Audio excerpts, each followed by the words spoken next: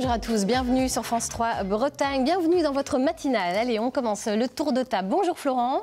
Bonjour Laurence. Bienvenue, bonjour Fanny. Bonjour. Bonjour Gwendoline et bonjour Dominique Bernard. Bonjour. Vous êtes un physicien rennais.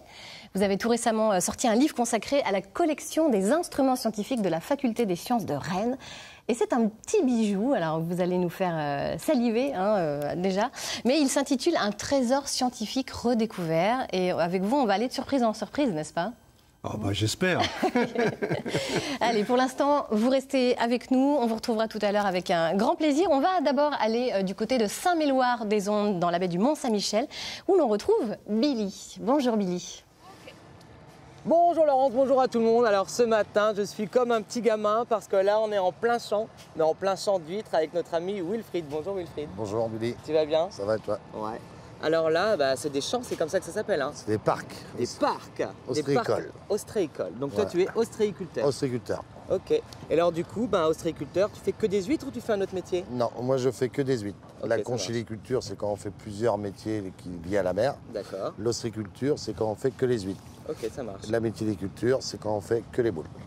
Ok, méthyliculture. Voilà. Méthyliculture. Méthyliculture, ça je connaissais pas, donc ça c'est les moules. Voilà. Alors les huîtres, là moi j'ai trouvé ça parce que depuis tout à l'heure on vous suit là. Ouais. Et j'ai trouvé ça des petits bébés huîtres là, c'est ça? Voilà, ça s'appelle des naissins. Des naissins. Des naissins d'huîtres. Ok, et là, elle a quel âge à peu près celle-ci? Ça a 12 mois.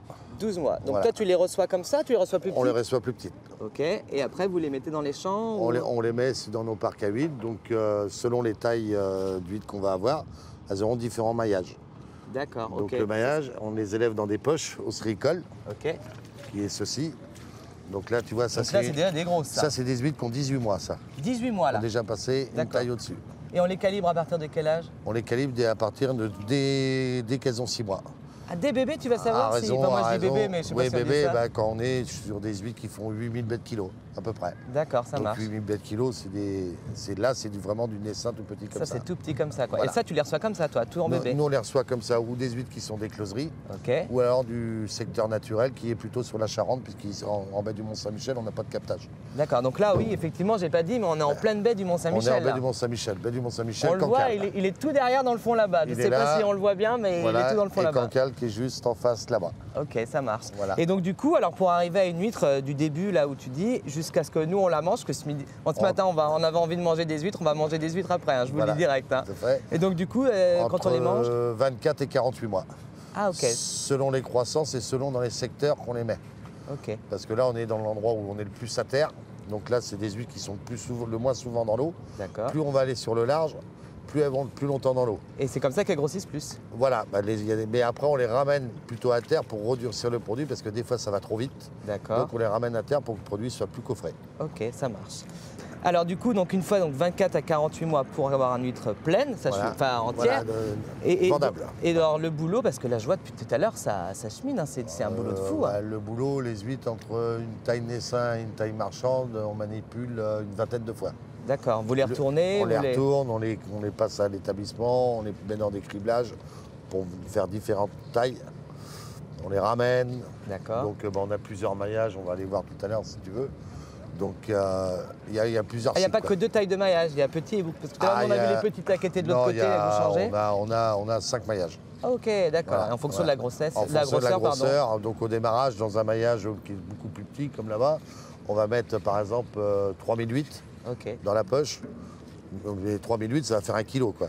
Bon, eh ben on va aller voir ça tout à l'heure, on va aller voir les maillages, on va aller continuer et on va aller en pleine mer ou quoi? On va y aller, ouais. Ok, ça marche. Bon allez, on se retrouve tout à l'heure et on va encore découvrir les huîtres. Allez, à tout à l'heure. À tout à l'heure, Billy, merci. On va maintenant évoquer les archives en compagnie de l'historienne Fanny Bugnon. Fanny, quel a été votre choix ce matin? Dites-nous tout. Eh bien, nous partons à Brest en avril 1968, où va ouvrir la première MJC de la ville, la MJC de l'Arteloire, qui fête aujourd'hui ses 50 ans. Et la MJC qui est donc la Maison des Jeunes et de la Culture. Absolument. Allez, on regarde cette archive tout de suite de 1968.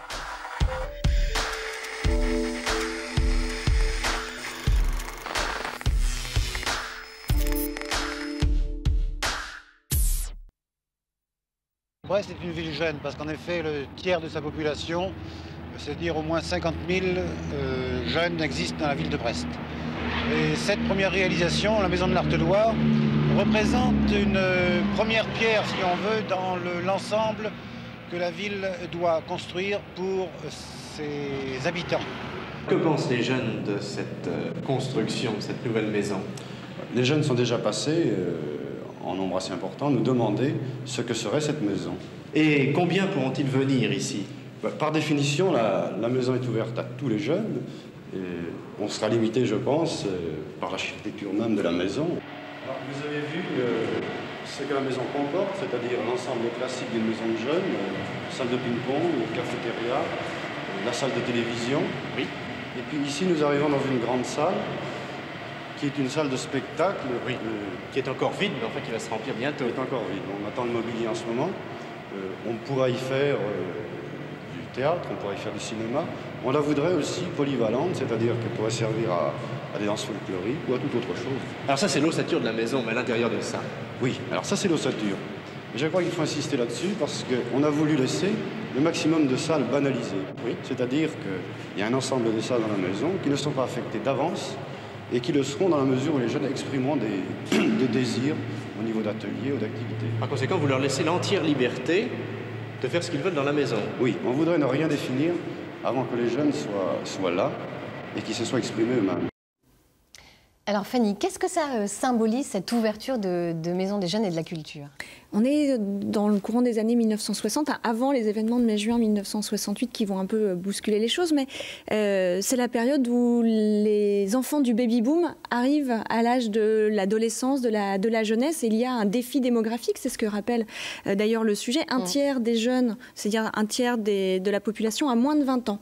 Ça vaut pour Brest, ça vaut pour l'ensemble du pays. Donc il y a un défi démographique, il y a des aspirations aussi qui sont en train de se matérialiser autour de cette jeunesse dans la période des 30 Glorieuses, qui est une période de prospérité économique. Donc on peut aussi investir en direction de la jeunesse.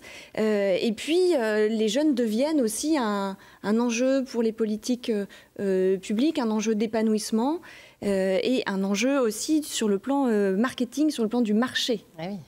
Alors, quelle identité et quelle autonomie pour ces jeunes, justement? Alors, dans ces années 1960, on est en plein dans ce qu'on appelle la civilisation du loisir. Oh.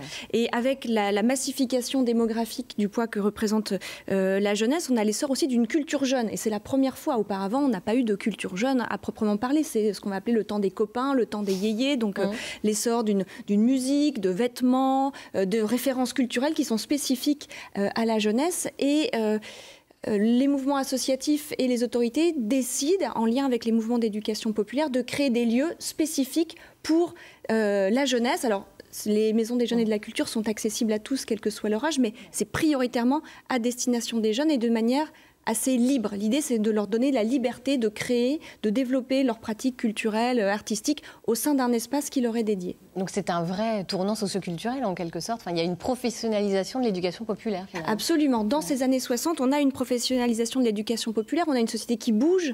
Ce sont des lieux mixtes aussi, qui accueillent des femmes et des hommes, des filles et des garçons à une époque où l'école ne l'est pas encore. Donc c'est aussi une petite révolution sur le plan symbolique. On est aussi une époque où le carcan moral en direction de la jeunesse se relâche un petit peu. On peut citer par exemple la loi qui autorise la contraception en 1967, donc juste un an avant. Donc il y a une aspiration à la modernité, à l'épanouissement du côté de la jeunesse et des adultes qui sont prêts aussi à accompagner cette transformation. Merci Fanny. Je vous en prie. Ça vous inspire quoi, Dominique Bernard? J'ai eu 20 ans en mai 68, donc je suis directement ciblé par ces Vous alliez, images. vous, à la MJC? Oui. S'il y en avait une où vous habitiez? Oui, à Rennes, oui. À Rennes. Un petit peu à la MJC. Et puis aussi dans les mouvements catholiques, genre jeunesse étudiante chrétienne, etc., qui ont formé beaucoup de militants à l'époque. Effectivement. Alors justement, la formation et l'éducation, on va y revenir tout de suite. Dominique Bernard, vous êtes physicien passionné de sciences. La science, elle est à l'honneur partout en France en ce moment. Et France 3 s'associe à cet événement avec un programme baptisé l'Étincelle. Alors l'Étincelle, vous imaginez bien ce que c'est. C'est les scientifiques qui expliquent comment, dans un éclair de génie, dans leurs travaux de jeunesse, d'un coup a jailli cette étincelle. Eh bien aujourd'hui, c'est l'étincelle du professeur Antoine Ténière. Allez, on se retrouve juste après, je vous laisse découvrir.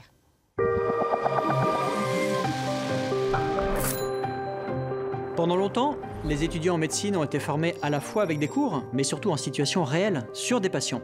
Cette approche a l'avantage d'être très réaliste, mais elle est souvent complexe en raison des conditions d'apprentissage et dangereuse pour les patients, c'est-à-dire vous et moi, lorsqu'un jeune étudiant fait pour les premières fois un geste ou prend une décision. Ce modèle a longtemps été la référence, mais moi, il y avait quelque chose qui me titillait. Je ne pouvais pas m'empêcher de penser qu'il aurait mieux fallu reproduire de façon suffisamment réaliste les patients et les situations médicales pour apprendre aux étudiants en simulant des états de santé. C'est alors que j'ai eu l'étincelle, en pensant au programme de simulation de vol. Et oui, ça fait longtemps que les pilotes de ligne utilisent ces logiciels pour apprendre à voler, mais aussi à gérer les situations imprévues ou complexes. Grâce à l'aide de l'Université Paris-Descartes, nous avons alors construit un des premiers hôpitaux virtuels où on ne soigne que des mannequins ultra perfectionnés, des robots et où on réalise des interventions chirurgicales numériques.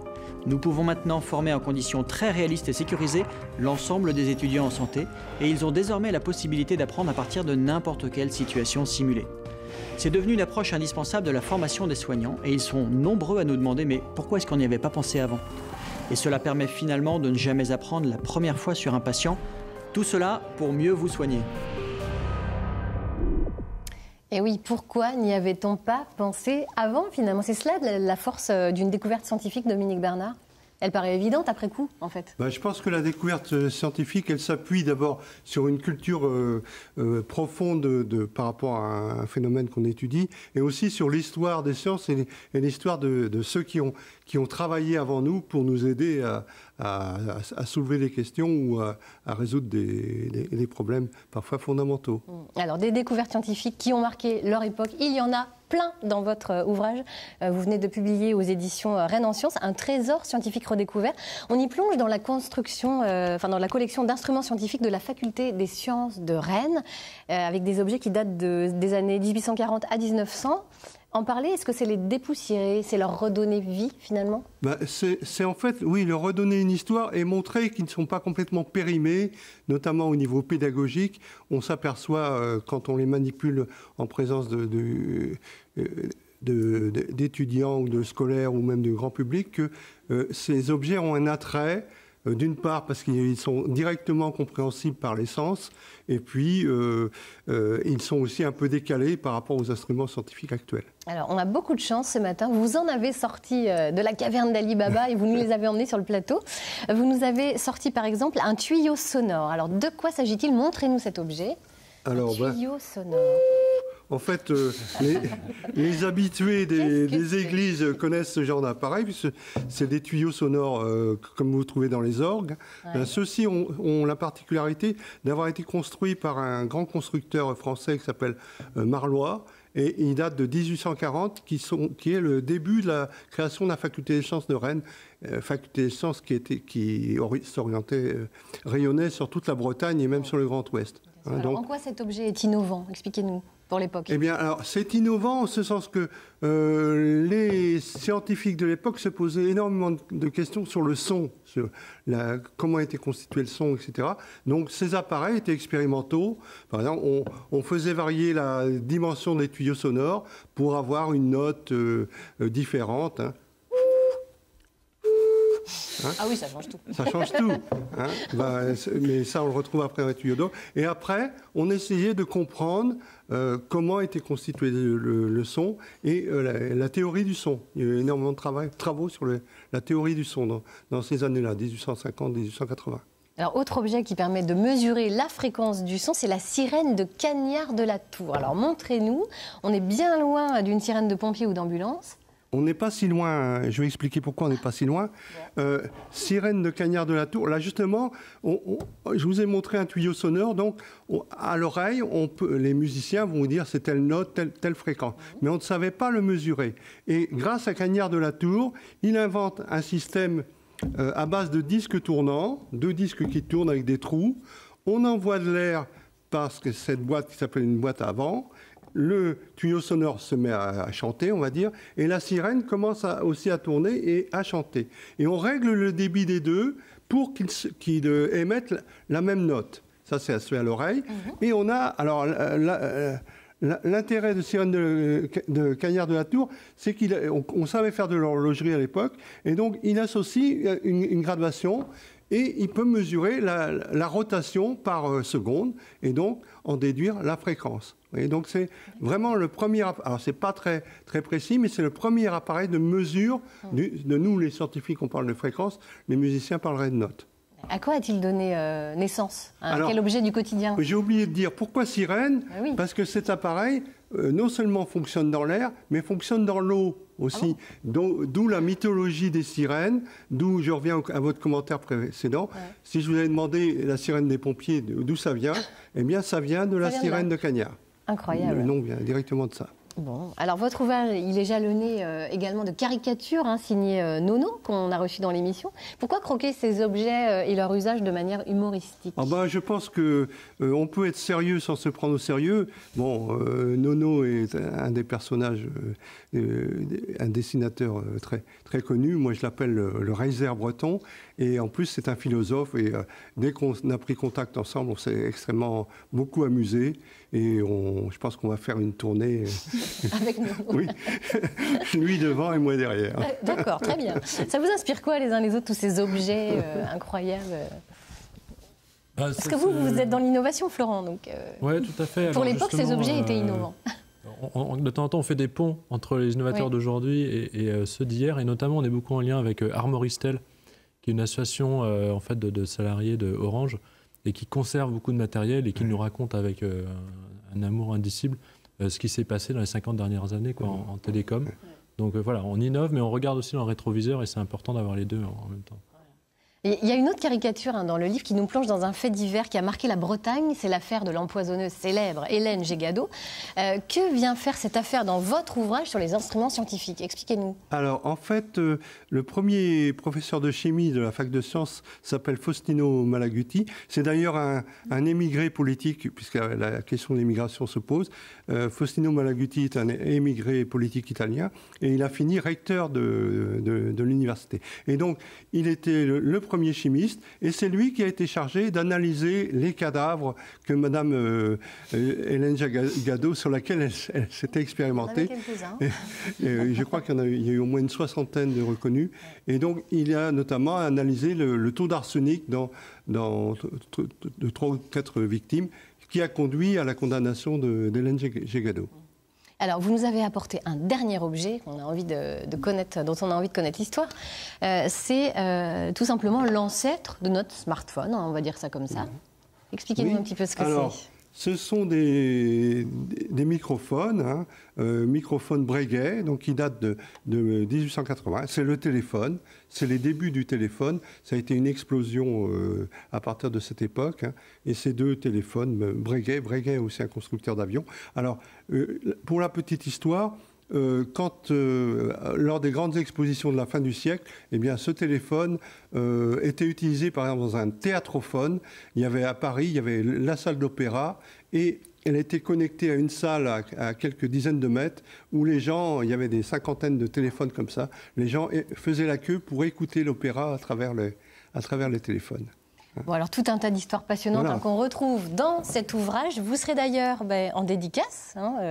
Ce sera samedi 20 octobre de 15h à 19h à la librairie Le Fayère de Rennes. Avec Nono. Avec Nono. On a bien compris que vous étiez devenus inséparables. Merci beaucoup, Dominique Bernard. Gwendoline, ça vous inspire quoi? Vous qui avez gardé une âme d'enfant, je vois que vous êtes passionnée, fascinée. Oui, c'est intéressant de voir un passionné. Voilà, par faire toutes ces choses, et je trouve que c'est important de se souvenir d'où on tient tous nos objets du quotidien. Et non, c'est très amusant de découvrir toutes ces petites histoires. Allez, des histoires, on en a encore plein à vous raconter dans cette émission. On est maintenant justement à la moitié et je vais tout de suite rejoindre Catherine Bossard qui va nous faire un petit débriefing à mi-parcours. Ma chère Catherine, vous avez sorti votre smartphone? Oui, j'ai sorti mon smartphone et attendez, pardon, j'ai un appel. Oui, Laurence, j'ai un appel. A priori, il y a beaucoup de partis politiques qui sont intéressés par votre boîte à vent qui fait le chant des sirènes. Je vais répondre. Oui, je vous le réserve, pas de problème. Bien sûr, on fait ça. Merci Catherine. De rien.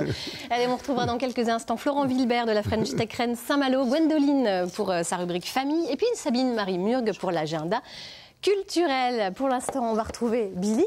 Oui. Avec quel instrument, à votre avis? La bourriche. Allez, c'est parti, Billy. Et c'est quand la plus grosse période pour les huîtres? La plus grosse période, elle va démarrer là. Ah ouais, c'est là, c'est maintenant quoi. Ça va démarrer à partir du mois d'octobre. À partir de quand? À partir de quand tu m'as dit? À partir du mois d'octobre, ça va commencer à accélérer. Octobre, novembre, décembre, là c'est la plus grosse période. On va faire la préparation des fêtes. Ok, ça marche. Tac. Donc là, c'est le petit maillage qu'on expliquait tout à l'heure. Donc ça, c'est les petits maillages, c'était des huîtres. Tout petits. Mais pourtant, c'est des grosses qui sont dedans. Non, mais parce qu'elles ont grossi là. Ah ouais. Donc là, maintenant, on va les dédoubler dans des plus gros maillages. Donc t'en mettras moins dans un autre sac. Là, il y en a 500. Maintenant, on va redédoubler pour qu'on passe à 200. Ah ok. Voilà. Et 500, c'est à peu près quoi. Vous les comptez vraiment? C'est au poids quoi. C'est des moyennes quoi. D'accord, ça marche. Et là, du coup, là, ça se fait directement à l'entrepôt.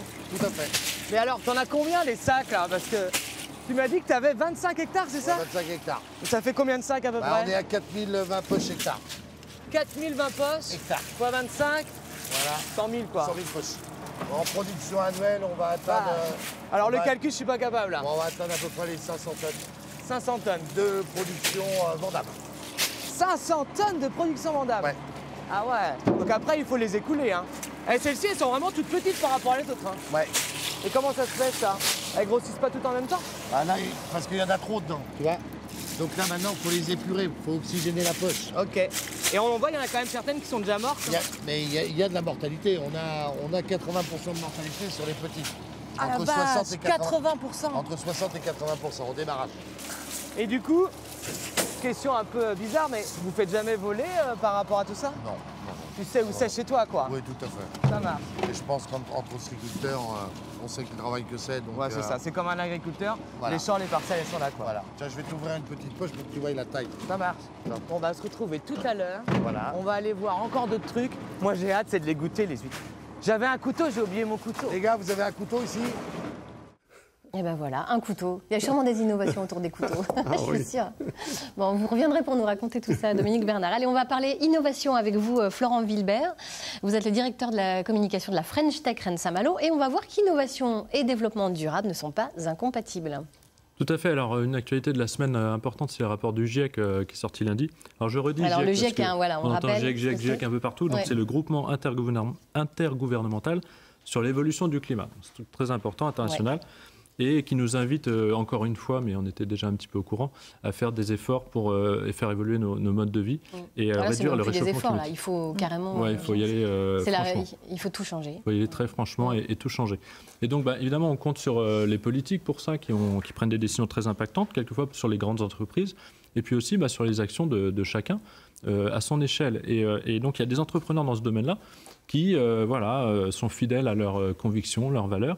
Et notamment, on en a plusieurs sur le territoire breton dans le domaine de l'alimentation et qui ont inventé ces derniers mois, c'est tout récent, des choses très très disruptives, comme on dit dans le domaine. Alors on en a quelquefois parlé.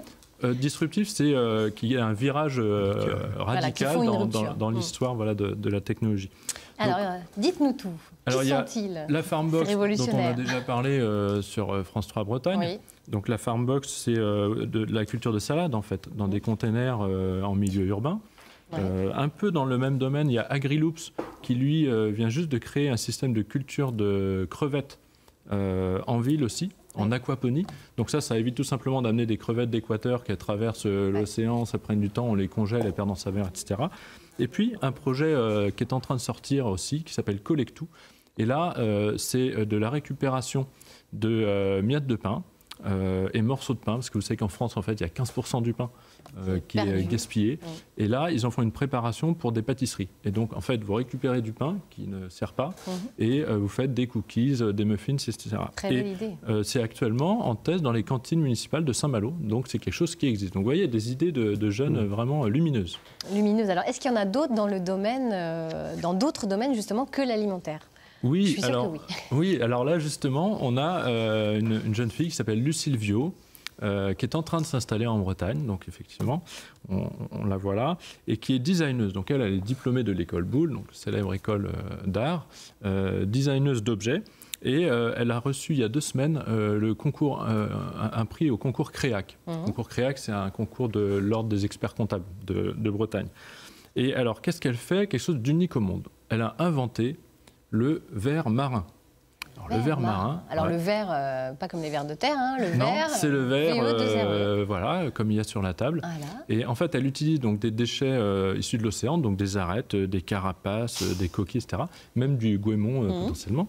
Et donc, qui sont des matières vivantes, c'est ça qui est incroyable. Et elle les transforme en assiettes, en plats, en bols, etc.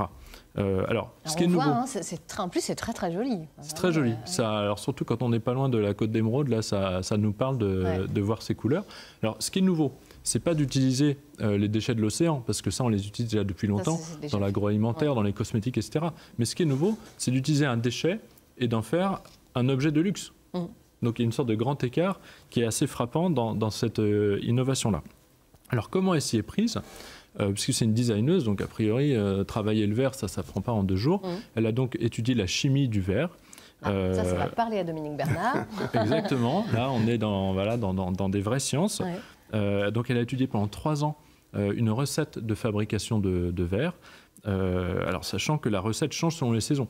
Parce que forcément, ce que vous tirez de l'océan à un moment donné n'est pas la même chose. Donc ça a un impact après sur les couleurs, les transparences, etc. Et elle a travaillé pour ça alors avec un labo qui est en Lorraine, qui s'appelle le CERFAV, le Centre européen des arts verriers. Donc c'est le grand spécialiste européen du verre. Et aussi avec le laboratoire Verre et Céramique, qui est un laboratoire du CNRS et de l'Université Rennes, donc l'université de monsieur le professeur. Voilà. Et d'ailleurs, ce labo, je pense que ça doit vous parler un petit peu. Ah oui, j'ai travaillé longtemps dans ce labo. J'étais d'ailleurs référencé dans le laboratoire avec le directeur Jacques Lucas. Que nous avons reçu également dans cette émission il y a quelques semaines. Et certains de mes élèves sont devenus mes directeurs. C'est aussi. Ah oui. Oui. C'est une très belle équipe. Alors Lucie Silvio, c'est une jeune femme qui a plein de projets. Elle s'associe à un restaurateur de renom, on peut le dire quand même. Alors effectivement, c'est un des premiers clients, donc ça a été livré il y a une dizaine de jours, et c'est les Maisons de Bricourt, donc c'est des restaurants qui sont à Cancale, et elle vient de livrer donc un duo d'une fiole et d'une assiette, donc qu'on voit là derrière à l'écran. Donc pour elle, c'est un démarrage important en termes de visibilité et de vente. Donc alors.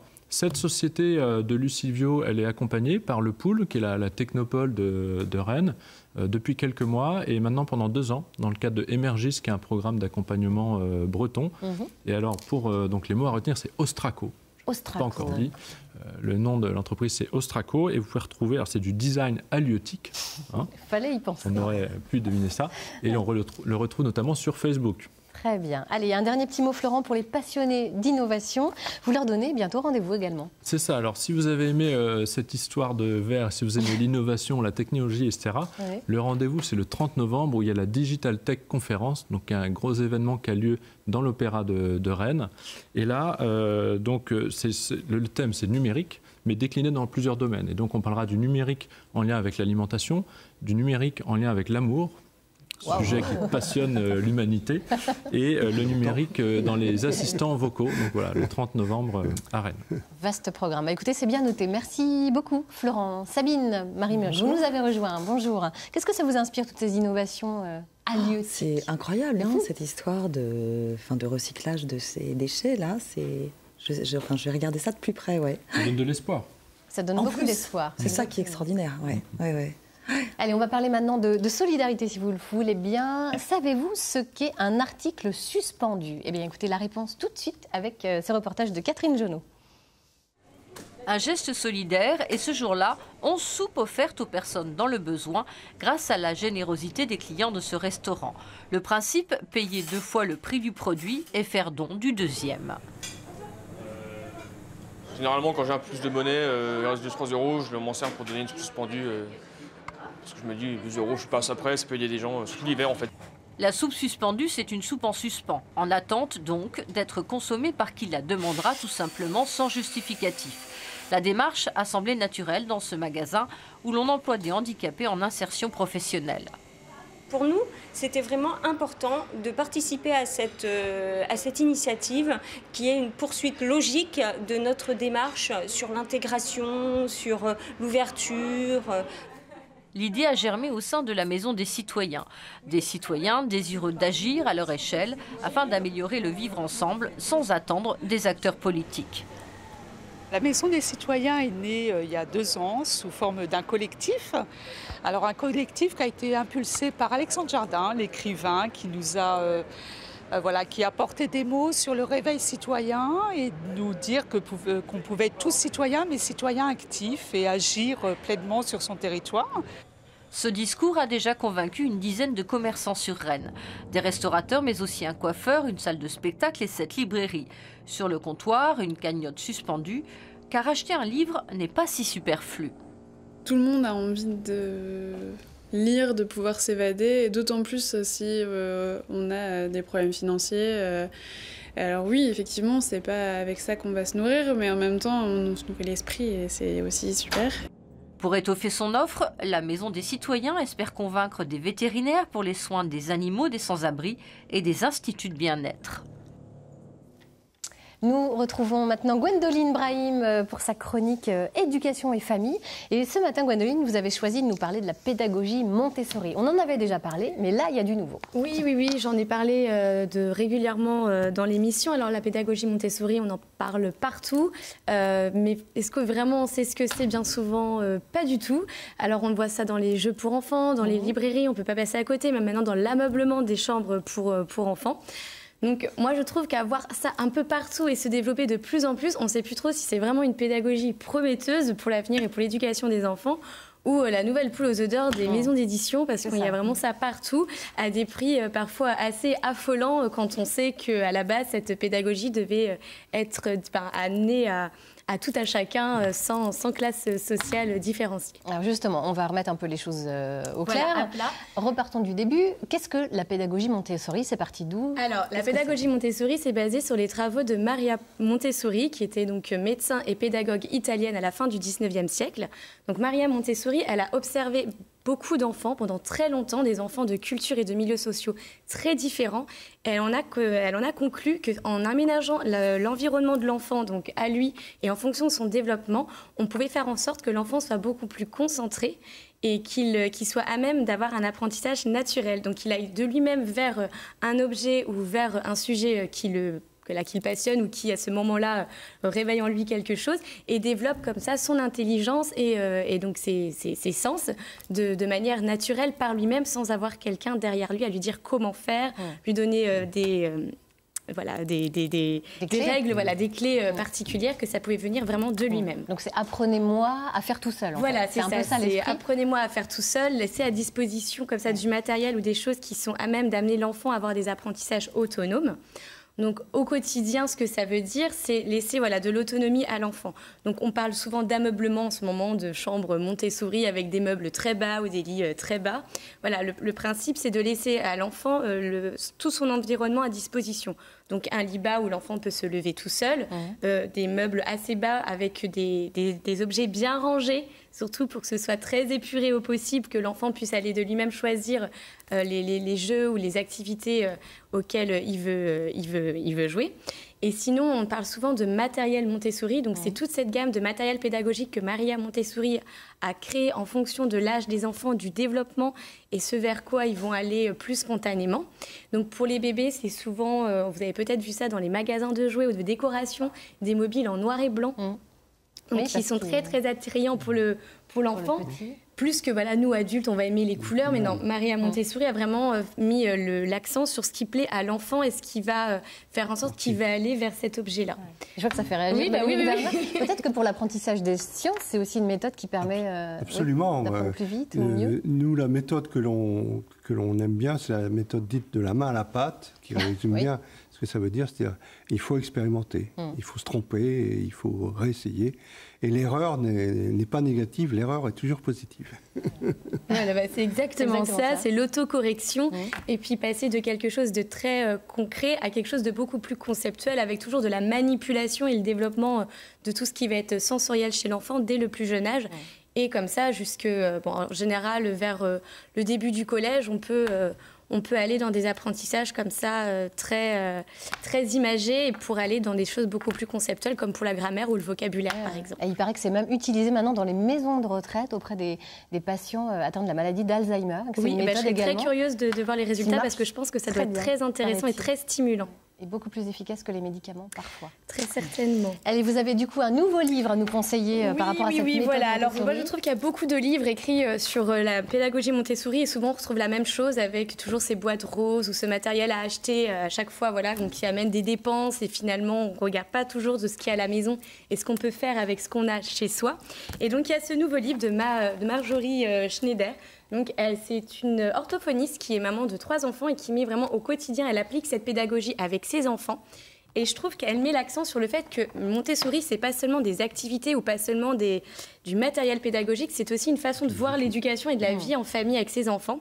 Donc, elle applique ça chez elle avec des objets du quotidien ou voilà, des petites choses sans forcément aller dans des dépenses ou du matériel vraiment strictement estampillé Montessori. Et surtout, elle a fait ce livre donc pour les 6-10 ans. Et je trouvais que c'était très intéressant parce que souvent, Montessori, ça reste pour la petite enfance et on peut aller dans des apprentissages beaucoup plus concrets pour des plus grands. Merci beaucoup. Voilà. Gwendoline, et on va se pencher dessus. On en reparlera un peu plus tard. Merci. Merci à vous. Allez, je vous propose maintenant un bon bol d'air. On va partir au domaine de la Roche-Jagu dans les Côtes-d'Armor. C'est un reportage de Jean-Marc Seigné et de Catherine Bazille.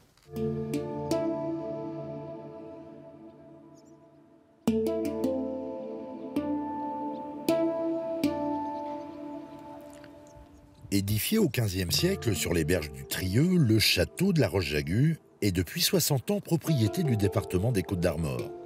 Un haut lieu touristique désormais connu pour ses jardins remarquables qui n'auraient sans doute jamais vu le jour sans la tempête de 1987 qui jeta au sol tous les chênes centenaires qui l'entouraient. Paradoxalement, c'est une tempête qui a permis de révéler la vue sur le Trieux et surtout de confier l'aménagement d'un parc contemporain d'inspiration médiévale à un paysagiste, architecte, Bertrand Paulet. Le château date du Moyen-Âge, donc il s'est inspiré des jardins chrétiens occidentaux en aménageant 4 enclos. Ici, nous sommes dans le jardin des Simples, donc le jardin des plantes médicinales, l'Herbularius. Il y a aussi un bouquetier, un potager, l'Hortus, et le jardin du Seigneur, l'enclos des enclos. Et pour veiller sur ces 7 hectares de jardins d'agrément, 5 jardiniers se relaient quotidiennement. Ils sont au chevet de ces espaces qui nécessitent une approche douce. Ici, pas de produits phytosanitaires. On accompagne plutôt une nature qui sait si bien faire les choses. Je cherche à enlever ce qui va être le plus envahissant ou qui va venir gêner ce qui a été planté à l'origine, sans forcément tout enlever non plus, puisqu'il y a des choses qui ont trouvé leur place et qui finalement ne sont pas gênantes. C'est une gestion naturelle, on essaye d'être au plus près de la nature. C'est ça, on marche avec la nature en fait. Car depuis janvier 2017, le domaine de la Roche-Jagu a obtenu le label Éco-Jardin. Une reconnaissance mais aussi et d'abord un enjeu, celui d'appréhender autrement la gestion d'un espace. Un label éco-jardin, c'est pas que le fait de ne pas utiliser de produits phytosanitaires. C'est aussi savoir gérer l'eau, les sols, la faune, la flore, les consommables. Ça suppose de la formation aussi, un accompagnement du public pour les sensibiliser à l'environnement. Et pour passer le message auprès du grand public et des scolaires, il y a Julie, qui mise sur la sensibilisation des générations futures. On a la chance d'avoir un cadre magnifique pour pouvoir accueillir justement les enfants ici et pouvoir partager avec eux, leur faire comprendre un petit peu les enjeux aussi de la protection de l'environnement, qu'est-ce qu'un insecte, qu'est-ce que le cycle de l'eau. Il y a énormément d'enjeux aussi dans cette sensibilisation à l'environnement. Jardin remarquable, éco-jardin, et si la Roche-Jagu était un peu plus, un laboratoire à ciel ouvert pour prouver qu'une autre approche de l'espace naturel est possible. C'est l'unanimité sur le plateau, ce domaine est vraiment magnifique et tout le monde aime beaucoup y aller, n'est-ce pas, Dominique Bernard? Absolument. Allez, on va retrouver maintenant l'agenda culturel de ce week-end avec vous, Sabine. Alors, vous nous avez fait une sélection de découvertes fantastiques. Allez, on commence par le 7e art qui nous donne rendez-vous demain soir dans la plus grande salle de cinéma bretonne. Oui, et elle est à Trégueux. Et en fait, c'est la 4e salle de France, paraît-il, la plus grande, avec un écran de 24 mètres de large. Et c'est là, à Cinéland, où l'association Nom de Zeus vous donne rendez-vous pour assister au Festival de cinéma international de court-métrage, prix Paul Simon, qui a été lancé il y a 6 ans par Laurent Baucher. Projection donc demain de 10 films sélectionnés, il y en avait quand même 350 proposés, dont un film costarmoricain réalisé par Alexandre Beurrier. Plusieurs prix vont donc être décernés. Et il y a du beau monde dans le jury. Oui, alors le célèbre comédien Jean-Claude Dreyfus, que vous connaissez bien, qui a joué dans Audiard, Le Louche, Blier, Daniel Prévost, comédien du Petit Rapporteur, que vous connaissez bien aussi. Il intervient d'ailleurs demain après-midi dans une masterclass avec des classes de Côte d'Armor en compagnie de Max Morel, directeur de casting. Et un autre invité de surprise est attendu lors de cette soirée, mais motus et bouche cousue, on ne sait pas encore. Pour vous donner une petite idée des films sélectionnés, voici 2 extraits. Alors, Caramel mou du réalisateur Wilfried Méance, qui a reçu de nombreux prix pour ce film avec l'acteur Pablo Poli, et Beautiful Day de Fabrice Herbeau. On regarde un extrait. Respectez l'autre, si vous voulez qu'il vous respecte. Vous, je comprends pourquoi vous faites pas les relations parents-enfants. Vous n'y connaissez absolument rien. Arrête, elle a raison, maman. Sois pas agressif. Mais je suis pas agressif, là. Si, t'es agressif. Et tu sais pourquoi? Parce que tu bandes pas. Qui c'est qui bande pas? Ton fils. C'est toi qui prends ce truc? Ah non, fais gaffe, hein, ton oncle André, il y est resté avec ce machin-là. Tu es très charmante, mademoiselle. Tu peux envoyer une toffe de tes seins? Non, mais... Ça me ferait du bien de parler à quelqu'un, t'as l'air gentil. C'est pas le secours populaire, ici. On se connaît pas, mais j'ai envie de toi. Eh ben, pas moi. Ambiance. Voilà ce genre de comédie que vous allez pouvoir voir. Donc demain à Trégueux à partir de 19h. Je crois qu'il y a des belles surprises. J'ai l'impression. Ouais, Allez, côté musique, vous avez des gros coups de cœur également, Sabine. Oui, et ça bat très fort en Ille-et-Vilaine. Alors avec le concert demain de Wati Watia, The Band à Béton. Ce collectif est né de la rencontre de Moriarty, dont la chanteuse avec sa magnifique voix Rosemary Stanley, et Marjolaine Carline. Donc elles se sont rencontrées suite à de nombreux voyages sur l'île de la Réunion, ensemble avec 2 autres musiciens, eux aussi zorés, qui veut dire étrangers en créole, blancs débarqués de métropole dont l'oreille rougit sous le soleil. Ils donneront naissance donc à l'album Zons in l'Enfer, qui signifie un ange en enfer.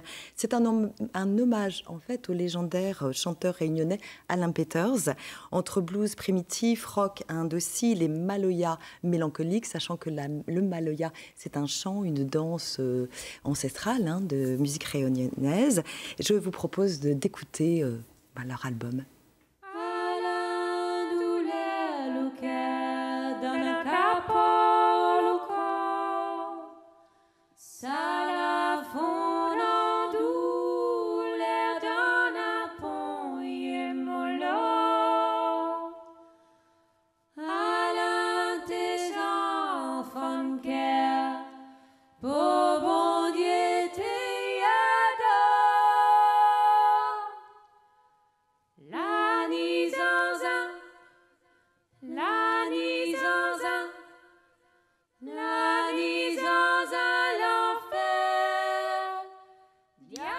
Un beau voyage musical en perspective. Ouais. Hein, demain aussi. Demain, donc ça se passe à Béton, à la Confluence, à 20h30. Voilà, nouvelle salle de spectacle depuis un an. Ouais. Et alors ça jase beaucoup du côté de Brest également. Oui, alors depuis le 28 septembre, Brest vit au rythme du festival Atlantique Jazz et vous pouvez en profiter jusqu'à dimanche. Ce festival orchestré par l'association Pen Art Jazz va au-delà du jazz. Au programme de cette 15e édition, musique électronique, métissée, improvisée. Comme demain soir à la Carène à 20h30, les Sud-Africains de BCUC vont déchaîner les foules. Repéré en 2016 au Transmusical, ce groupe de 7 musiciens de Soweto, dont une chanteuse leader du groupe, puise son énergie avant tout dans la trance. Et c'est donc pour les Inrock la bombe venue d'Afrique du Sud. Ouais. Et c'est un mélange donc, de rythmes ancestraux et de musique moderne, rock, soul, hip-hop, qui crée une énergie incroyable et contagieuse. Alors, autre concert à ne pas manquer, samedi prochain, celui du saxophoniste et chanteur Thomas de Pourquerie, qui a remporté le titre d'artiste de l'année aux Victoires Jazz de la musique. 2017, donc. Et Ouais. la scène bretonne, elle est aussi bien représentée. Oui, alors avec Annie Ebrel et Ricardo Delfra, qui seront aussi en concert dimanche pour ponctuer ce festival. Ce festival qui propose aussi de nombreuses actions culturelles, comme par exemple les jeunes de la maison de quartier de Lambézéla qui vont pouvoir assister à la balance du groupe BCUC dont je vous parlais. Pas facile de ouais. Et ils vont pouvoir interviewer ces musiciens. Ils en feront un reportage qui sera diffusé sur le web. Donc on a hâte de voir leurs produits. Ouais. Très bien. Et puis on termine très vite, en 10 secondes, par le 9e art à Saint-Avé dans le Morbihan. Oui, on alors coince la bulle en musique. Oui, alors c'est de la BD en concert, c'est assez original avec le groupe Splendor in the Grass qui joue en direct pendant la direction de la vidéo de la bande dessinée de l'auteur bordelais Alfred. Son album a reçu le prestigieux Fauve d'Or au Festival d'Angoulême en 2014. C'est l'histoire de retrouvailles de deux frères dans les années 50, deux frères séparés par leur caractère et l'arrivée du fascisme. La mort de leur père et le voyage vers l'Italie va-t-il les réconcilier? Donc c'est un concert en allant les voir.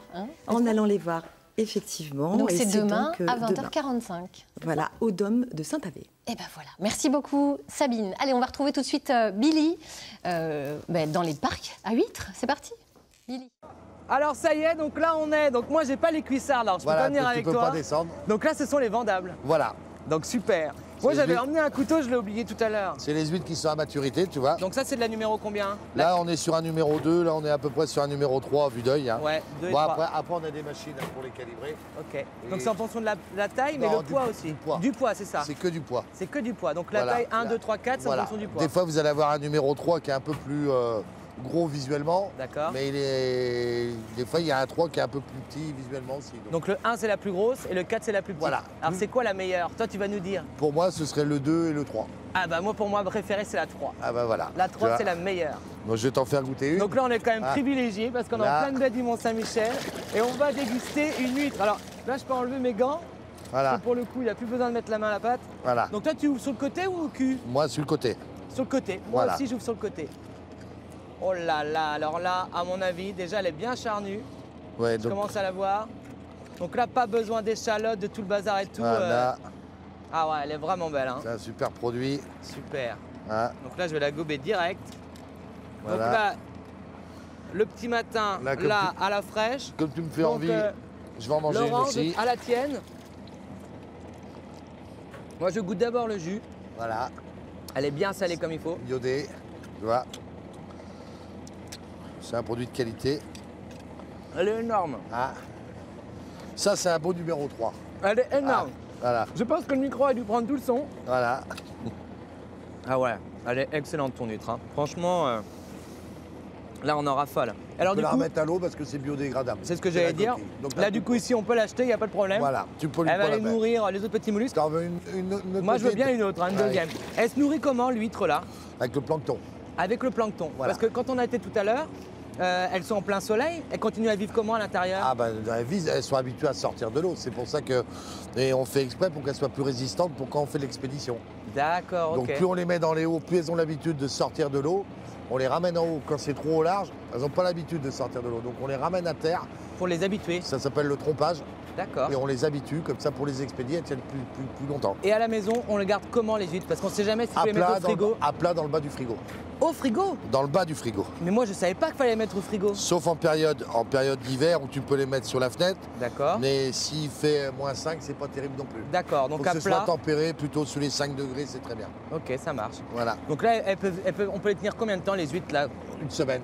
Une semaine? Voilà. Une fois qu'on les a nous? En période d'été, une semaine. En période d'hiver, 8-10 jours. 10 jours. Ça marche. Bon bah écoute Wilfried, je crois qu'on a appris pas mal de choses. Voilà. Là, je vais déguster cette petite huître. Et puis donc, on se retrouvera très bientôt. Okay. Parce que là, on va aller goûter les huîtres encore comme il faut. Okay, allez, à bientôt tout le monde. Merci beaucoup. Merci Billy pour ce bol d'air iodé. Mais écoutez, je crois que votre huître, vous pouvez l'acheter parce qu'elle sera transformée en vase bientôt par Lucilvio. Allez, merci beaucoup. À très bientôt. Catherine. Oui. C'est l'heure du débriefing de cette émission. Allez. Écoutez, moi j'ai envie de vous faire une ode à la science. Voilà, la science. La science, les amis. La science, c'est pas du pipeau. Deuxième petite blague sur... vous avez remarqué. La science, c'est pas du pipeau. Et aujourd'hui, on peut faire des choses magnifiques. On a parlé des farm box, la culture de salade. C'est fantastique en bioponie. Mais aussi, en ce moment, on a tendance en aquaponie. J'ai dit quoi? En bioponie. Oui, aussi, vous verrez. Et on a tendance à nous cultiver aussi pas mal de salades et pas assez faire confiance aux scientifiques. Quelle époque, quelle époque, quelle époque. On en est à récupérer les miettes de pain. On en est là, hein, vous disiez, c'est une belle initiative, mais on en est quand même là. Réfléchissons un peu à ça, on les laisse mûrir un peu, on en est à récupérer les miettes de pain quand même. Hein. Alors, même les gens dans le luxe, ils récupèrent les décès, mais c'est quand même fantastique. Alors qu'une petite assiette, moi je vous la fais direct avec l'huître, comme il l'a fait le petit Billy là, hop, on gobe ça, et puis après on peut mettre tout de suite le gros plan dedans et le muscadet. Mais voilà, ça c'est l'innovation. Surtout en ode à la science, moi je vais vous dire ode à l'éducation, à la culture. Le Montessori ou la bourrice d'huître, les MJC de Brest, les jeunes élevés en plein air. Voilà, ça c'est important. Ils deviennent inventifs, ils font des choses. Pas les jeunes élevés en batterie. C'est là qu'on a les futurs Lavoisier, les futurs Alphonse Guérin, les futurs Faustino Malaguti. Oui, ils sont partout, regardez-les, les petits jeunes bien élevés en plein air. Donc ça c'est bien, c'est important. On a les scientifiques de demain, ici, maintenant, aujourd'hui. C'est bien, prenons soin d'eux en tout cas. Prenons soin d'eux, Laurence. J'ai peut-être postillonné sur votre table. C'est pas grave. Désolée, je vous essuie ça. Merci beaucoup. J'en ai mis partout, bon sang. Merci à tous de nous avoir suivis. Demain, à 9h50, nous recevrons le réalisateur Corto Fajal pour son film Nous Ticopia, un film fort, vous verrez cela. Nous évoquerons également les tendances de la mode pour les hommes en cet automne et puis nous recevrons Miss Bretagne. Belle journée à vous tous, Kenavo.